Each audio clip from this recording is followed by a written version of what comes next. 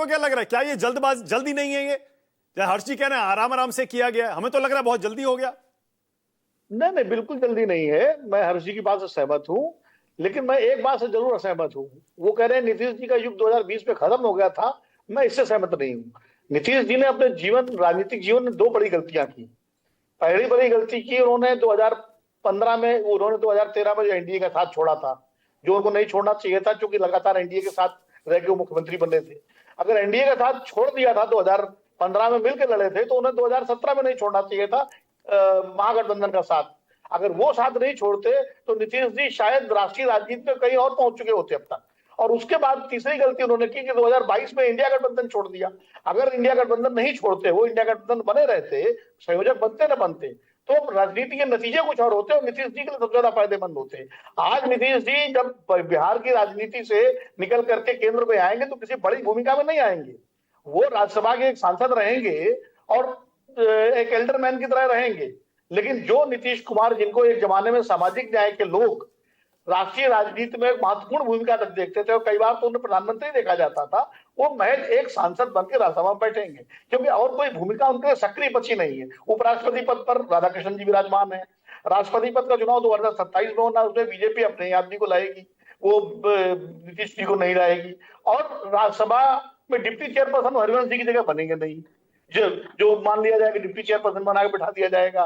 क्योंकि इसलिए नीतीश जी एक एल्डरमैन की तरह, सांसद गुरु जैसे सोनिया गांधी एक एल्डरमैन है, जैसे कभी और बड़े नेता रहते थे, उस तरह रहेंगे।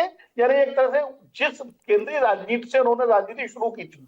नीतीश जी 1970 का चुनाव हारे, 1980 का चुनाव हारे विधानसभा का, 1989 में वो सांसद बने, वीपी सिंह की सरकार में राज्य मंत्री बने, और वहां से उनकी राजनीति शुरू होती है बड़ी। और दिल्ली से ही शुरू हुई केंद्रीय राजनीति से, फिर वो बिहार गए, और आज फिर जब अपने राजनीति की जो अंतिम पारी उनकी जो समाप्त होगी, जब वो, तो दिल्ली से ही समाप्त होगी। यानी जहां से चले थे वहीं पहुंचेंगे वो। विनोद जी, लेकिन आपको ऐसा क्यों लगता है वो सिर्फ एक एल्डरमैन बनकर राज्यसभा में बैठेंगे? ये भी तो हो सकता है कि कोई मंत्रालय लेकर केंद्रीय मंत्री बनकर दिल्ली में वो बैठे। देखिए, बैठने के लिए तो भारतीय जनता पार्टी जो भूमिका देना चाहेगी उनको दे सकती है, लेकिन मुझे लगता है कि वो केंद्रीय मंत्री बनेंगे या बनाए जाएंगे। भाई, जिस वजह से आप उनको मुख्यमंत्री पद से रुखसत कर रहे हैं, ये कह के कि आपका स्वास्थ्य अब ठीक नहीं है, तो वो स्वास्थ्य का केंद्र में आके ठीक हो जाएगा, नंबर एक। दूसरी बात, मैं ये बात मान के चल रहा था कि 2025, मैं हर्ष जी की इस बात से सहमत हूं कि इसमें देर हुई है। 2000 मैं पहले भी कहता था कि 2025 के बाद बीजेपी नहीं ढोएगी अपने कंधों पर नीतीश कुमार जी को, और चुनाव के नतीजों ने बता दिया। 90 सीटें बीजेपी के पास आई, 85 सीटें जनता दल यू की आई, तो सिंगल लार्जेस्ट पार्टी तो बीजेपी बनी विधानसभा में पहली बार। फिर भी उसे मुख्यमंत्री ऐसे बना दिया कि चुनाव के दौरान घोषणा हो गई थी, वरना तो 2025 का हर्ष जी का वो आकलन सही होता, उनको तभी केंद्र में ले आया जाता, और तब शायद उनके लिए एक उपराष्ट्रपति की भूमिका हो सकती थी, क्योंकि उसके बाद धनखड़ जी ने खाली कर दिया था मैदान, तो हो सकता था वो उपराष्ट्रपति बन जाते वो। लेकिन वो स्थितियां नहीं बनी, बल्कि हम लोग ये कयास भी लगाते थे कि शायद उनको उपराष्ट्रपति बना के ले आया जाएगा, उपराष्ट्रपति बना के ले आया, लेकिन वो नहीं उपराष्ट्रपति बन करके आए। तो मुझे लगता है ठीक है, नीतीश जी का लंबा सार्वजनिक जीवन रहा है, सामाजिक न्याय की लड़ाई शुरू करके वो एनडीए तक गए, और मतलब उसके बाद उन्होंने, अब एक तरह से बिहार में लालू, नीतीश और रामविलास पासवान, ये और सुशील मोदी को भी जोड़ दीजिए, चूंकि ये दो नेता हमारे बीच में नहीं है, ये एक जो राजनीति का युग था वो अब समाप्त हो रहा है, और युग आ रहा है नए नेताओं का। उसमें तेजस्वी होंगे, चिराग पासवान होंगे, अगर निशांत कुमार आते हैं वो होंगे, बीजेपी के सम्राट चौधरी या दूसरे नेता होंगे, प्रशांत किशोर भी हो सकते हैं, प्रशांत किशोर भी हो सकते हैं, ये वो भी हो सकते हैं। और नितिन नवीन जी तो भारतीय जनता पार्टी के अध्यक्ष बनी गए हैं, राष्ट्रीय अध्यक्ष। तो अब इन नेताओं, नई पीढ़ी के नेताओं का युग बिहार की राजनीति में शुरू हो गया है। ठीक है, अब हर्ष जी ये भी बता दीजिए फिर आपके हिसाब से सीएम कौन होगा अगला? नहीं, देखिए, सीएम का नाम बताना तो थोड़ा कठिन है, लेकिन जो भारतीय जनता पार्टी जिस तरह से जिन विधायकों से बात कर रही है, जिनसे उसकी आज सुबह भी जहां बात हुई है, तो फॉर्मूला सामाजिक समीकरण वाला ही है, और वो ईबीसी के ही फॉर्मूले पर जा रहे हैं, ईबीसी और दलित के फॉर्मूले पर पूरी तरह से रहेंगे। क्योंकि जो जनरल कास्ट है उसका एक वोट है, उसके एक उप मुख्यमंत्री हैं, और विजय सिन्हा उप मुख्यमंत्री न बन पाए, इसकी भाजपा और जदयू में बड़ी राजनीति हुई थी, लेकिन आखिरकार विजय सिन्हा भी उप मुख्यमंत्री बने।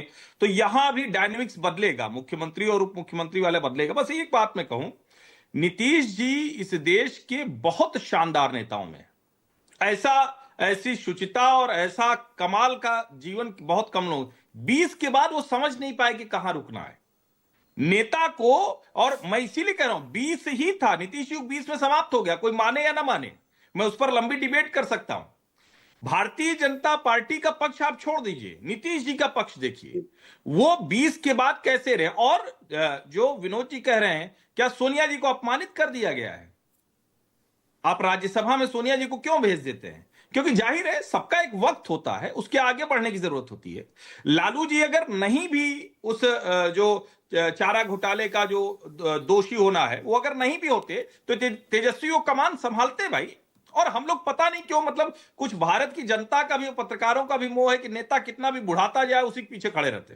भाई वो अगर डिलीवर कर रहा है तो करते रहिए। पिनराई विजयन, अच्युतानंदन बड़े बड़े उदाहरण हैं। लेकिन मेरा ये स्पष्ट मानना है कि हर नेता का एक समय होता है। वो समय 2020 में नीतीश जी का पूरा हुआ, और नीतीश जी ने गड़बड़ नहीं की थी।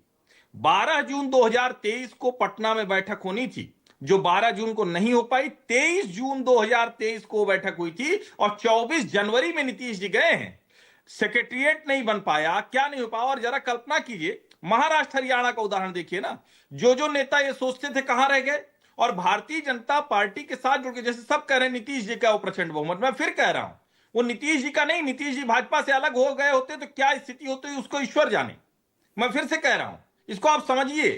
ये जो 91 और 85 है, ये उस एस्पिरेशनल बिहारी का जो कह रहा भैया आगे बढ़ो, कब तक वहीं रुके रहोगे, आगे बढ़ना है, बिहार को आगे बढ़ना है। तो मैं फिर कह रहा हूं नीतीश जी का एक सम्मानजनक विदाई का, और ये उसके हकदार हैं। उनके जैसा नेता भारतीय राजनीति में नहीं है। क्योंकि मोदी जी का तो परिवार नहीं, लेकिन उनका परिवार होते हुए भी उन्होंने परिवारवाद नहीं किया। आज सोचिए, उनका बेटा 50 साल का हो चुका है, सब कुछ हो चुका, चाहते तो जाने कब का वो बना के 2005 में हुआ था। नीतीश क्या ताकतवर थे, अपनी पार्टी में जिसको जिसको चाहा निपटाया। मतलब आप सोचिए, सबको याद कीजिए, जॉर्ज फर्नांडीज, दिग्विजय सिंह से लेकर सबको याद करते चले जाइए, आरसीपी सिंह से लेकर जिसको मन किया उसको निपटा दिया। चाहते तो निशांत को आज इतना बड़ा नेता बना देते कि निशांत और तेजस्वी इन दोनों नामों की चर्चा होती। आप सोचिए नहीं जरा। मैं फिर कह रहा हूं, नीतीश जी कमाल के नेता हैं। भारतीय राजनीति में उनके जैसे नेता कम है। उनकी सम्मानजनक विदाई पहले होनी चाहिए, शायद वो भी नहीं समझ पाए, और उनके आसपास के जो लोग थे वो भी नहीं समझ पाए। अब जेडीयू के एग्जिस्टेंस का खतरा है, तब ये फॉर्मूला माना गया कि चलो निशांत कुमार को ले आओ, ये सब करो, ये तब चला है। तो इसको जरा समझिए। हाँ विनोद जी बोलिए। और विनोद जी जरा ये भी बोलिएगा, आपको लगता है टाइमिंग बीजेपी के लिहाज से सही है? क्योंकि बीजेपी को तो यूपी का चुनाव भी लड़ना है, बंगाल का चुनाव भी अभी लड़ना है। बंगाल के चुनाव से ठीक पहले, यूपी के चुनाव से 1 साल पहले इस तरह के बदलाव के लिए बीजेपी क्यों तैयार हो गई? देखिए, पहले तो जैसे हर्ष जी ने कहा, नीतीश जी शानदार नेता है। निसंदेह नीतीश जी के दो पक्ष हैं। वो प्रशासन में शानदार है, आर्थिक रूप से ईमानदारी में शानदार है, लेकिन राजनीतिक रूप से बेहद अवसरवादी, और राजनीतिक रूप से, मैं उस शब्द इस्तेमाल नहीं करना चाहता, राजनीतिक रूप से मैं उसको बेईमान मानता हूं कि जब आप अपने स्टैंड इस तरह बदलें, तो वो भी उनका एक पक्ष है। अवसरवाद का जो एक पूरा जो है, मतलब आप उनके सारे बयान अगर देखिए ना, अगर आप, मैं तो शुरू से जानता हूं ना नीतीश जी को। हर्ष जी तो शायद तब पत्रकारिता में नहीं होंगे जब से मैं नीतीश जी को जानता हूं। वो नीतीश जी जो जॉर्ज फर्नांडीज ने जिनकी उंगली पकड़ करके शरद यादव और जॉर्ज फर्नांडीज ने इनको आगे बढ़ाया, और किस तरह जॉर्ज फर्नांडीज को उन्होंने बेइज्जत किया था, क्या स्थिति थी, ये सब चीजें इतिहास में कभी जब मूल्यांकन होगा लिखा जाएगा। गवर्नेंस के रूप में निश्चित रूप से अच्छे नेता है, आर्थिक रूप से उन पर कोई आरोप नहीं लगा, और ठीक है, परिवारवाद का जो है वो अब निशांत को आगे नहीं बढ़ाया, लेकिन जनता दल में सेकंड लाइन लीडरशिप भी तैयार नहीं हुई कि आज जनता दल को अस्तित्व को बचाने के लिए निशांत यादव को, निशांत कुमार को लाना पड़ रहा है। तो ये सब चीजें भी, अगर आप शानदार नेता होते राजनीतिक रूप से, मैं आर्थिक रूप से नहीं, तो आप एक अपनी सेकंड, आप परिवारवाद के विरोधी थे, आप सेकंड लाइन एक लीडरशिप तैयार करते और उनको आगे सौंपते। उन्होंने कोशिश की थी, मैं उसमें जब जीतन राम मांझी को बनाया था, लेकिन मांझी जी सड़क गए, फिर ललन सिंह उनको बनाया, आरसीपी सिंह को। अब आरसीपी सिंह के क्या अंदर क्वालिटी थी, क्यों बनाया था आपने? तमाम सारे बड़े बड़े जो उनके समाजवादी आंदोलन के और छात्र आंदोलन साथी थे, उनको छोड़ करके आप एक ब्यूरोक्रेट को ले आए, क्योंकि वो सजाती था, इसलिए आप ले आए थे ना। वो तो बेनी बाबू ने हमको बताया था कि कैसे आरसीपी सिंह को लाए थे अपने साथ रेलवे में। तो वो सब इतिहास में जाने दीजिए। लेकिन अब जो आप कह रहे हैं कि बीजेपी के लिहाज से बिल्कुल सही टाइमिंग है। ये सही टाइमिंग इसलिए है कि बीजेपी ने जनरेशनल चेंज किया है, नितिन नवीन को राष्ट्रीय अध्यक्ष बनाया, पंकज चौधरी को उन्होंने उत्तर प्रदेश की बागडोर दे दी, तो कुर्मी वोट को उन्होंने साध लिया उत्तर प्रदेश में। पश्चिम बंगाल के चुनाव होने, उसका नीतीश कुमार के रहने न रहने से कोई फर्क पश्चिम बंगाल में नहीं पड़ना है, क्योंकि नीतीश जी का कोई पश्चिम बंगाल में कोई वोट नहीं है, इसलिए बीजेपी को उसकी चिंता नहीं। वहां जो भी लड़ाई होगी ममता जी वर्सेस बीजेपी ही है, उसमें बीजेपी का अपना समीकरण है। अगर बीजेपी अभी नहीं करती तो कब करती बीजेपी? ठीक है, ओके, ऑलराइट, कब ओके नीतीश जी का मन बदल जाता जी। कब नीतीश जी का मन आरपी बदल सिंह, जाता? सूरज मंडल और नीतीश जी नवल को किशोर इलेक्शन देते। जी, जी। तो इसलिए बेहतर था, यही समय है, सही समय है जी। आरपी